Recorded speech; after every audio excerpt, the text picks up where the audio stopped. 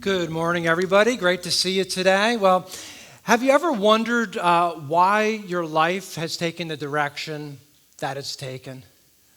Have you ever questioned why it is that some doors open up and they're super exciting and you kind of run headlong through them and it's like this is a joyful moment, and then wonder why it is other doors just seem to close, that they just slam right in your face?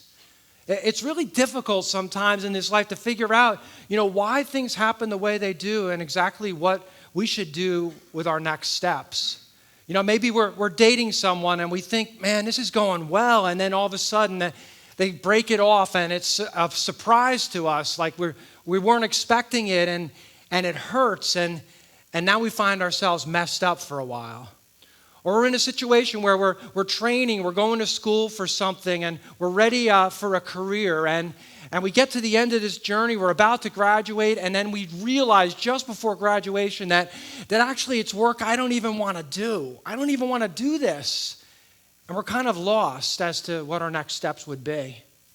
Maybe it's a situation where we're looking for a job and we throw out the resumes and we throw out the applications. We might even get interviews and hear nothing back. Or we have a timetable for how we want to have our kids and how we set up our family, and that doesn't seem to work out. Or maybe we're just a few years from retirement and we're in this situation where we got it lined up, and then the boss comes in and says, we're downsizing, you're not going to have a job. And we wake up on Monday morning with a very unwelcome new routine.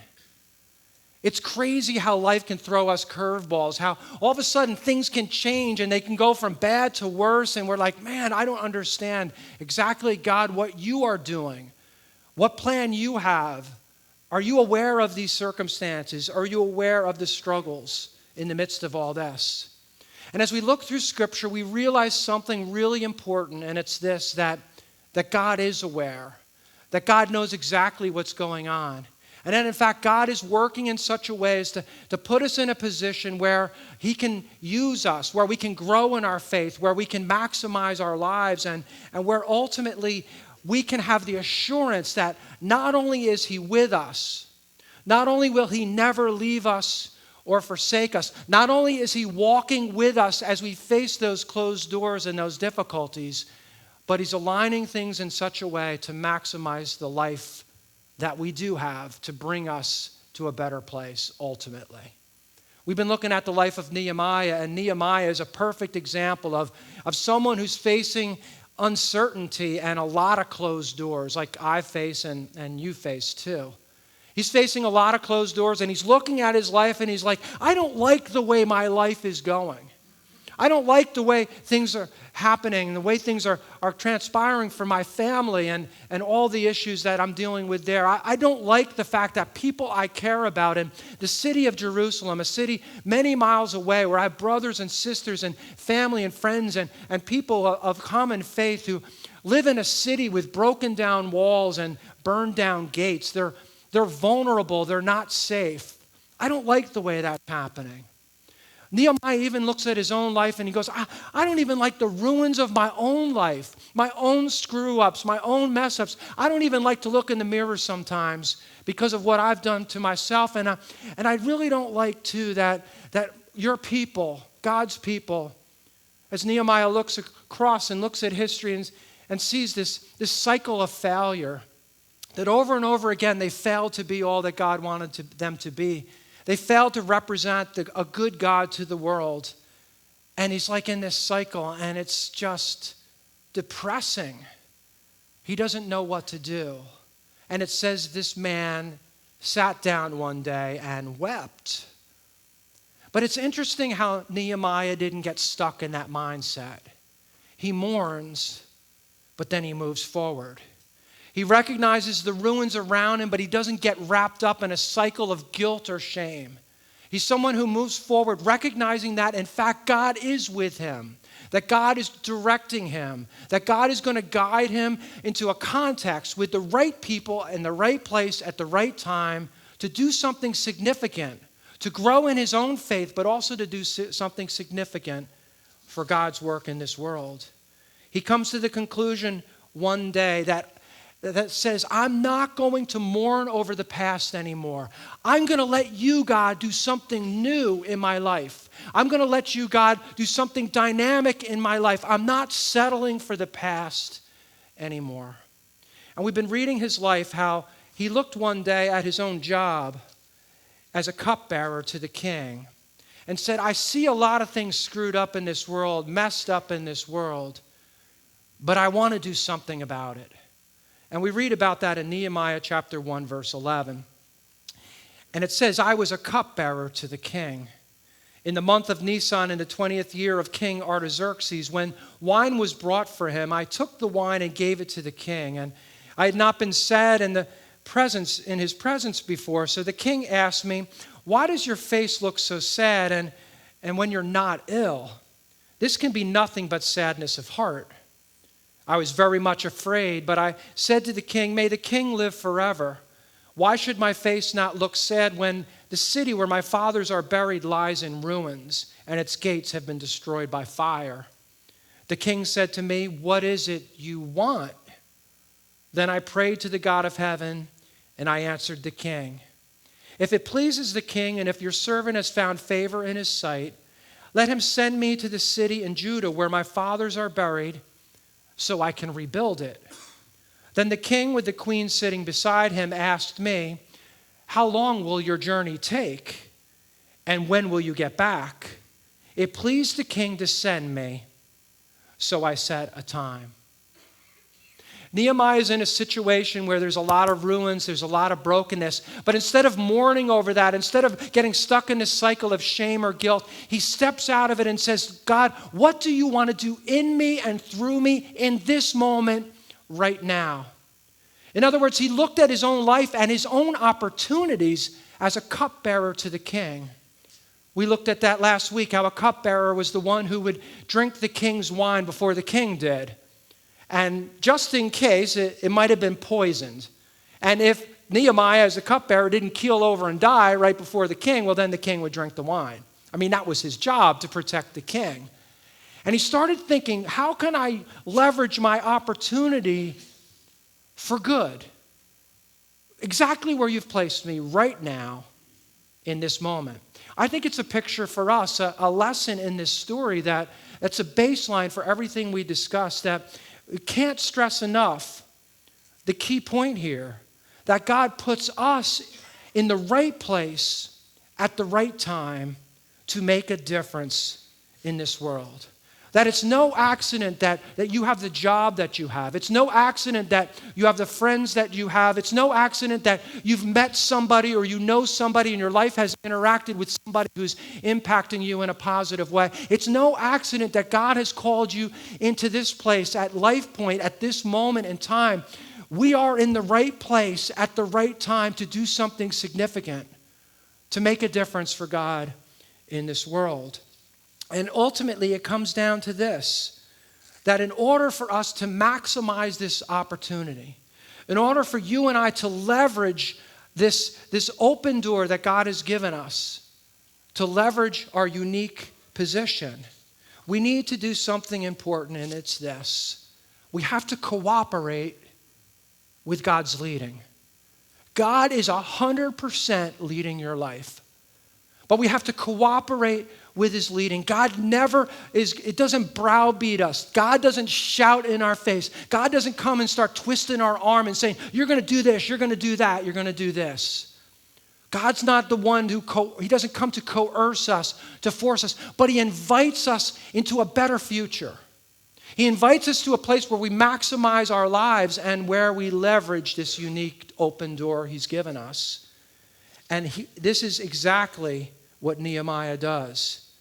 And I think we learn from his story that there are several ways we can cooperate with God's leading. Several ways that we can leverage our unique position, the context that God has placed us in. The first is this, that we need to boldly follow his leading. In order to maximize and leverage the unique context at work and in your neighborhoods and with your friends and in this place, to leverage that unique context God has placed you in, you need to step out with boldness to follow his leading. You see, Nehemiah looked at his situation and said, I'm not going to just look at the problems. I'm going to do something about it. I'm going to make a change. I'm going to try to be a catalyst to bring something positive into this world, to bring about something that helps other people. And Nehemiah comes into this place and into this thought process, and he has a plan. He has some details in mind.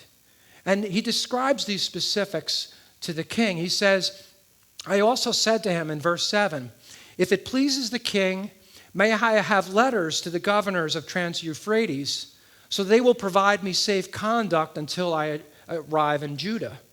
And may I have letter to Asaph, the keeper of the king's forest, so he will give me timber to make beams for the gates of the citadel by the temple, and for the city wall, and for the residence I will occupy. And because the gracious hand of God was upon me, the king granted my request. Now, Nehemiah in this story really is amazing. I mean, this dude is seriously bold. He's got a lot of guts. First of all, he comes to the king. He sees this problem. He wants to be part of the solution. And he goes to the king and says, King, by the way, I'd like to have a little sabbatical. Okay, I'd like to be relieved from my duties for a little while. And the king's like, what? Like, no.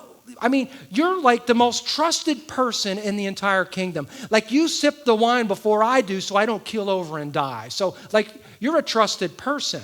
You're a loyal servant. You're someone that is even a confidant that I could talk to about things. I don't know about this, like taking relief from duties, but I don't know. Okay, you want to be relieved from your duties. How long is it going to be? You think, wow, Nehemiah, you're bold to step into this, to really kind of, embrace this moment, to maximize your impact, to leverage the ear. You have the king's ear. I'm going to take advantage of it. But Nehemiah is not done. He basically goes on to say that, oh, and by the way, I'd like some letters. Could you write some letters to some of the people in Trans-Euphrates, in the region around Jerusalem? Because I know they don't like us very much. They don't like us very much. We got a history with them. They're always opposing what we do. Can you send me, write some letters out that authorize this project, that make it official? So that if I get opposition, I can show them the letters and validate that this is from the king. And in fact, I'm asking you to reverse royal policy, royal Persian policy, like a crazy ask. Like, really? You want us to reverse the policies of the Persian kingdom? Yes. Well, okay. I think we can do that. But Nehemiah is not even done. Oh, and by the way, King, I'd like you to fund the project. If it's okay with you. I mean, listen, it's kind of up to you, but could you fund the project? Because send a letter to Asaph. He's the keeper of the king's forest. I'd like to get some lumber, like some serious timber. Like, can you get some timber? I'd like to bring it back to Jerusalem to kind of build the walls and restore the gates and all that. Would that be okay with you, King? And the king said, you know what? Yes, I think we can do that. And Nehemiah is like, whew, wow, that is a big relief. But it's amazing what boldness does. And here we have a picture of what leadership gurus, if you follow leadership stuff, it's called a BHAG. B-H-A-G. Big, hairy, audacious goal. That's what Nehemiah had, a BHAG, a big, hairy, audacious goal. And he's a guy who's saying, listen, I'm just going to throw myself headlong into this process. I want to be used by God. I'm not going to be timid or afraid anymore. And I think it really has parallels to our own lives, that God calls us to boldness, to not be timid, to have the courage, maybe for the first time in our life, to get serious about the things of God. Maybe to step up and say, you know what? I want to enter into a personal relationship with Christ. Not to be more religious. Religion is a dead end. Jesus didn't come to make us more religious, but to invite us into a personal relationship that is transformational, that takes us to a better place than we've ever been, that leads us to the future deep down we always wanted. But that takes courage to say yes to God in a new way.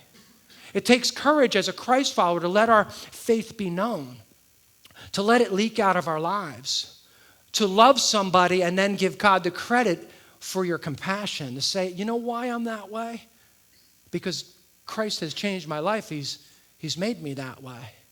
It takes courage to do that. It takes boldness to step out and say, God, how can I leverage my resources, my time, my talents, my energy, my ability for something bigger than myself, to love others, to serve others? Ultimately, Nehemiah looks at his own life and he looks at his cupbearing job in a brand new way and says, I want to leverage this unique position you've put me in.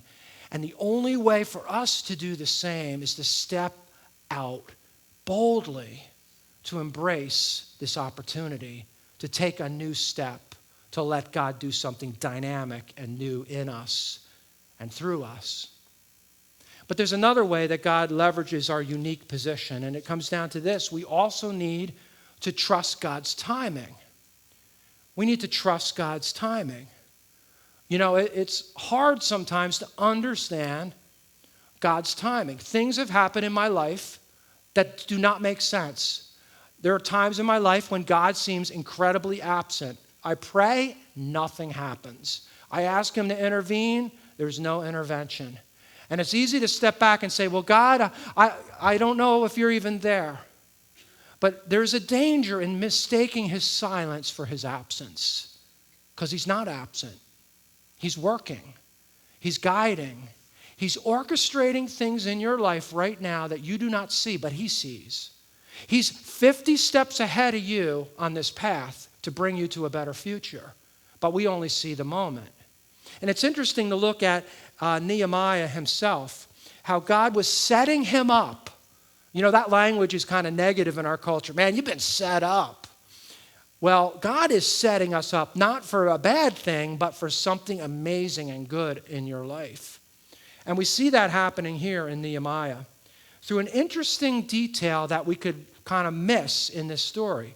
It's found in verse 4. It says, the king said to me, what is it you want? Then the king with the queen sitting beside him asked me, how long will your journey take? This is actually really unusual, with the king and his queen sitting beside him.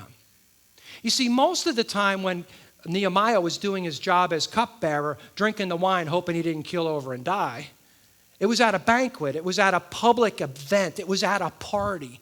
But in Persian culture, there was one thing that was pretty consistent. When the king had a party, the queen wasn't invited. Now, I don't know what the queen thought about that the king's going to party without her, but he would have all these people and all this. The queen doesn't get to go. That's just the way it was. But so it seems like this is not a very public moment at all, because the queen had her own throne. She had authority. In fact, she was very influential in Persian culture and very influential to the king. And so what's happening here is that she's got a lot of influence. She's got her own throne that she's sitting on. She's sitting next to the king, and it appears like this, that this is not a public banquet, but a very private moment. And in fact, a private moment that God has been orchestrating the entire time. I mean, think about Nehemiah. He's been praying for 4 months. Remember we talked about how it was at the beginning of December that he got the news from his brother that things weren't going well in Jerusalem? And now it's March, and it's 4 months later, and Nehemiah has been praying. Nehemiah has been asking God for direction. Nehemiah has been asking God to intervene. Oh, God, do something for the brokenness and ruins that people I care about are experiencing, and God's doing nothing. So it seems. There's nothing happening until we see that there was something happening, that God was setting him up, orchestrating a moment, a private moment, a unique moment with the king and his queen sitting beside him. And what was that moment? That moment was a moment free of distraction. No partying going on, no entertainment, no crazy people talking in his ear. No, it was just a quiet moment without distraction. The king might have had an ADD thing going on. Who knows? But now he's focused. It's just him, the queen, and Nehemiah. It's a time also where it seems that the queen, who's again very influential, was favorably disposed to Nehemiah. She could speak in his ear, and it seemed like maybe she had some good things to say. All along, God had been working. Nehemiah didn't see it, but here is the key. It's all about trusting God's timing. Trusting that he's working when we don't see him. Trusting that he's setting things up in such a way for our benefit, long term. If we'll just lean into him, if we'll just follow him, if we'll allow him to speak to us and guide us and direct our steps. It's all about trusting that he is working this chessboard. He's 50 moves ahead of us. He's opening the right door at the right time. I think it says to us that we need to trust God and prayerfully and patiently wait for his timing in our own lives. That there are times when we feel stuck, no doubt about it. There are times when we feel lost. There are times when we may feel hopeless. There might be times when we're like, man, I don't get it at all. There can't be a logical explanation for the pain I'm experiencing. And yet, if we're patient, if we persevere, God will make things clear over time if we trust his timing. Nehemiah had been through a rough period, and we go through them too. But as he kept on course, he reached this moment that God had been setting up the entire time. He was leveraging this unique opportunity. He was going to grow and be the person God designed him to be. He was going to make a big impact on others because he was trusting God's timing. But there's one more piece to this in terms of leveraging our unique situation, where we are right now. And it's this: we need to take humble, decisive action to serve others. You and I need to take humble, decisive action to serve other people. You see, Nehemiah has been mourning for a long time, but he's moving forward now. And he takes action. He's been sitting on the sidelines. He's hurting, but he's not sitting on the sidelines anymore. No, he has his BHAG, his big, hairy, audacious goal. He embraces it. He's bold. He goes forward. And now he goes humbly forward to approach the situation with his hands to the plow to make something new happen. We read about that in Nehemiah chapter 2. It says, I went to Jerusalem after the king gave him his sabbatical and said, okay, you can have that. Oh, and have the papers. Oh, and here's some wood. Yeah, go. Okay, great. He went to Jerusalem. And after staying there 3 days, I set out during the night with a few men.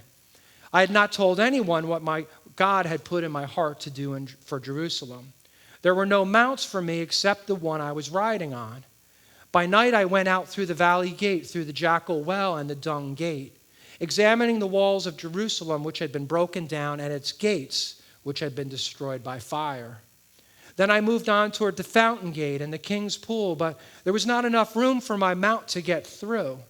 So I went up the valley by night, examining the wall. Finally, I turned back and re-entered through the valley gate. The officials did not know where I had gone or what I was doing, because as yet I had said nothing to the Jews or the priests or nobles or officials or any others who would be doing the work. Then I said to them, you see the trouble that we're in. Jerusalem lies in ruins, and its gates have been burned with fire. Come, let us rebuild the wall of Jerusalem, and we will no longer be in disgrace. I also told them about the gracious hand of God upon me and what the king had said to me, and they replied, let us start rebuilding. And so they began the good work. Nehemiah was the catalyst to get this thing going.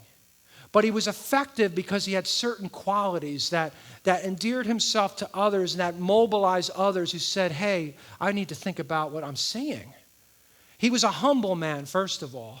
He was humble to say, I'm going to leave the comfort of my situation. I'm going to leave the position that I had at the Citadel of Susa and all the influential people that I interacted with as being part of this royal court. And I'm going to leave it, and I'm going to humbly step into the ruins.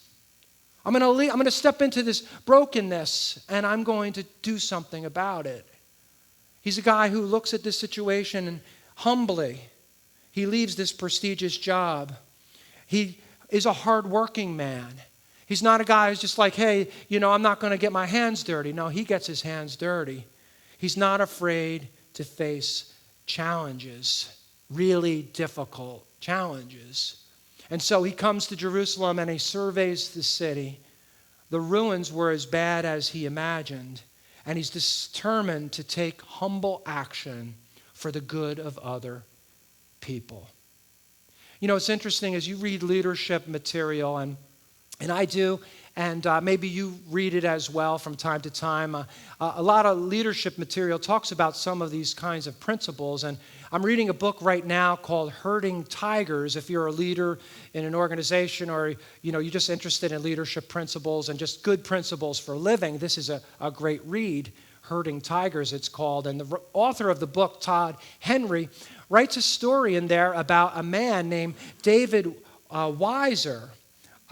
He was a man who worked for a company that was trying to win a very lucrative new corporate contract. So he worked for a company that was trying to get a new corporate contract. And so the corporation, flew him out to Salt Lake City, and the CEO of that corporation actually met him at the airport. And he was like, wow, that's great. The guy came himself to meet me, and he was going to take him to some interviews. But the CEO, as he got the luggage and they put it in his car, the CEO said, actually, I want to stop at the grocery store and pick up a few things. And Dave's like, wow, okay. I thought we were going to do these interviews and all, but okay, we could stop at like Kroger or whatever. I mean, you want to pick something up? That's good. And so they drove to the grocery store and they grabbed a cart and they went into the grocery store together, picked up a few things, came back out. And as they were getting to the car, the CEO said to Dave, he said, listen, would you mind taking the cart back? Because I'm just going to unload the groceries in the trunk.